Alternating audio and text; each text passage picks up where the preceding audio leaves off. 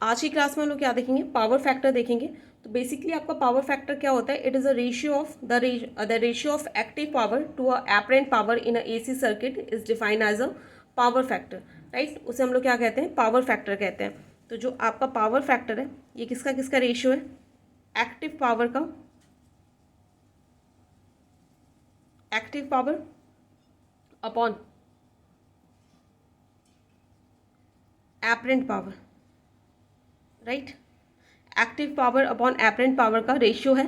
तो जो आपका एक्टिव पावर होता है उसका फॉर्मूला क्या होता है, वी आई कॉस फाई, और जो एपरेंट पावर होता है उसका फॉर्मूला क्या होता है, वी आई।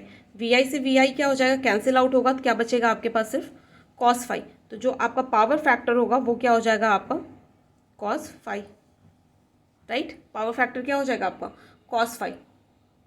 आगे बात समझ में। तो यहाँ पे जो आपका, जो यहाँ पे आपने फाई लिया है, फाई क्या है आपका, फाई बेसिकली क्या है आपका, ये वोल्टेज, ये करंट है। तो फाई क्या है, वोल्टेज और करंट के बीच का क्या है, एंगल है, राइट।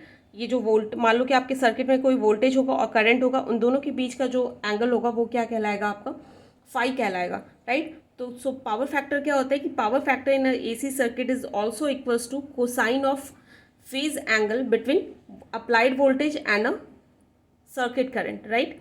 ये किसके किसके कोसाइन एंगल, किसके किसके बीच का एंगल होगा, cosine angle of phase angle, cosine of phase angle between applied voltage and a current, right.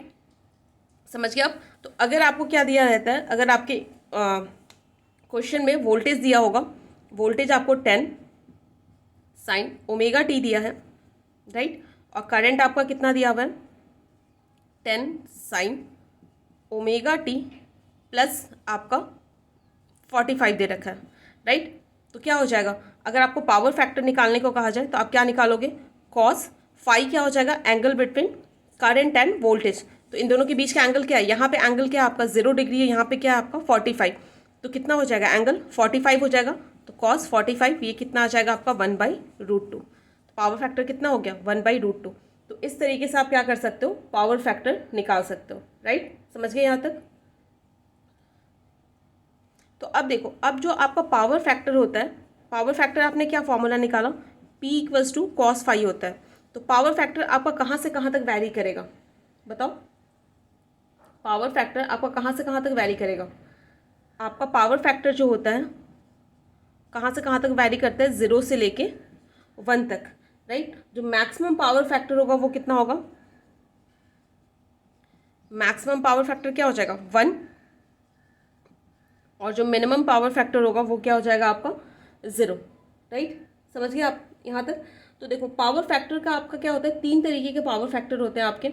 जो फर्स्ट होता है आपका, फर्स्ट आपका पावर फैक्टर है वो कौन सा पावर फैक्टर है आपका, यूनिटी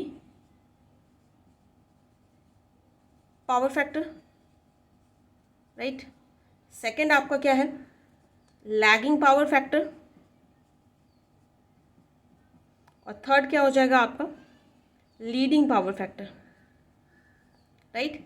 ये 3 तरीके के आपके पावर फैक्टर्स होते हैं। फर्स्ट आपका क्या है, लैगिंग पावर फैक्टर, दूसरा क्या है आपका, लीडिंग पावर फैक्टर, राइट।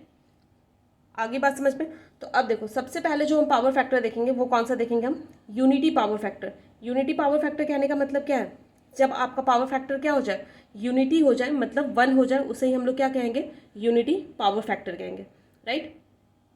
समझ गए। तो देखो अगर आपका सर्किट कैसा है, अगर आपका सर्किट क्या है, इंडक्टिव सर्किट है, इसका मतलब क्या है आपका, इंडक्टिव सर्किट है मतलब इंडक्टर लगा हुआ है। तो उसमें क्या हो जाएगा, जो आपका करंट होगा, करंट लैग्स वोल्टेज, राइट। आपको पता है करंट क्या करता है, वोल्टेज को लैग करता है। तो उसमें क्या हो जाएगा, तो पावर फैक्टर आपका कैसा कहलाएगा, लैगिंग पावर फैक्टर, राइट। तो अगर आपका इंडक्टिव सर्किट है, तो इंडक्टिव सर्किट में आपका पावर फैक्टर कैसा हो जाएगा, लैगिंग हो जाएगा। क्यों, क्योंकि जो आपका मान लो ये आपका वोल्टेज है, और वोल्टेज से करंट क्या करता है, लैग करता है, राइट। वोल्टेज से करंट क्या करता है आपका इंडक्टिव सर्किट में, लैग करता है। तो इसलिए क्या हो जाएगा, जो अगर आपका इंडक्टिव सर्किट है तो उसमें आपका पावर फैक्टर कैसा आएगा, लैगिंग आएगा, राइट। समझ गए। सेकेंड आपका क्या है, अगर आपका कैपेसिटिव सर्किट होता है, राइट, कैपेसिटिव, ये आपका क्या है, CKR क्या है आपका, सर्किट शॉर्ट में।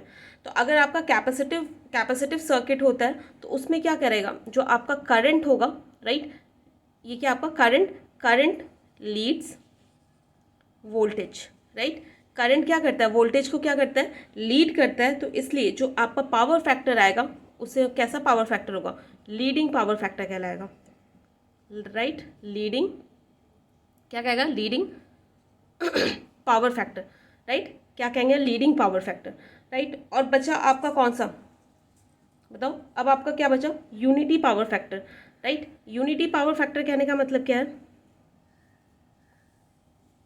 यूनिटी पावर फैक्टर कहने का मतलब क्या है, अगर आपका क्या होता है, रेजिस्टिव सर्किट होता है, राइट, रेजिस्टिव सर्किट होता है, तो इसमें जो आपका current and voltage are in same phase, right, दोनों क्या होते हैं आपके सेम फेज में होते हैं। मान लो तो ये आपका क्या है, करंट है, तो वोल्टेज भी क्या होगा, इसी फेज में होगा, राइट। तो इन दोनों के बीच का एंगल क्या है आपका, ज़ीरो, तो आपका पावर फैक्टर क्या हो जाएगा, पावर फैक्टर क्या होता है, cosine of phase angle between current and voltage. तो इन दोनों के बीच का एंगल कितना है, फाई, यहाँ पे क्या आपका ज़ीरो है, तो कॉस फाई आपका क्या हो जाएगा, कॉस ज़ीरो क्या हो जाएगा, 1 हो जाएगा। तो इसलिए इसे क्या कहते हैं हम लोग,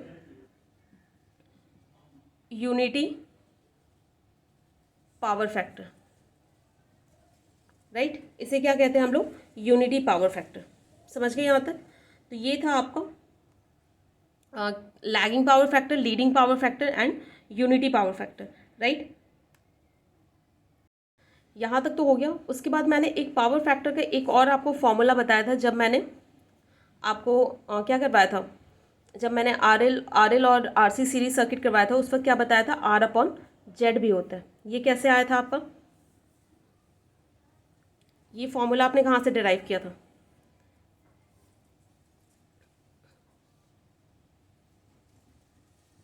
मान लो कि आपने कौन सा सर्किट लिया, आर एल सर्किट लिया, तो ये आपका क्या था, एक्सएल था, ये आपका क्या था, ये आपका आ रहा था जेड, राइट, और ये आपका क्या था, आर था, और ये एंगल क्या था, बेसिकली ये एंगल क्या था, वो angle between voltage and current, right. तो यहाँ से आपका कॉस फाई क्या आ जाएगा, कॉस फाई आपका क्या होता है, पावर फैक्टर होता है, तो यहाँ से कॉस फाई क्या हो जाएगा, बेस अपॉन हाइपोटेनस, और ये क्या हो जाता है आपका पावर फैक्टर कहलाता है, राइट।